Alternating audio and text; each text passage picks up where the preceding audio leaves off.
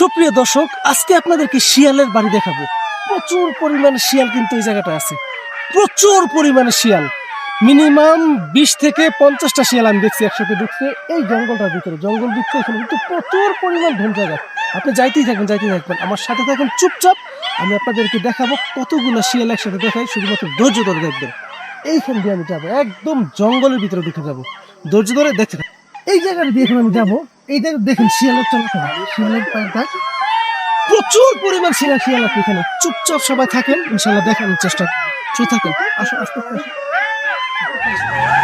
আমরা কি শিয়ালের বাড়ি যাচ্ছি, সবাইকে শিয়াল দেখেন। চোখ একদম চোখ চোখ একদম চোখ রহস্যজনক জায়গাটা, একদম চোখ রহস্য লুকিয়ে আছে জায়গাটা। এই যে শিয়ালের পায়ের ছাপ, প্রচুর পরিমাণে শিয়ালের ছাপ আপনারা দেখেন। এই যে আপনার চোখ একদম চোখ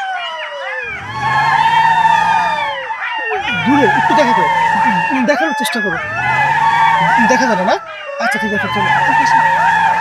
প্রচুর পরিমাণ শিয়াল, প্রচুর পরিমাণ শিয়াল। আচ্ছা, একটু পিছন দিকে চলে গেছে, যতটুকু সম্ভব এটাকে যাওয়ার চেষ্টা করি, যদি পারি দেখাবো, না হলে আরেকদিন।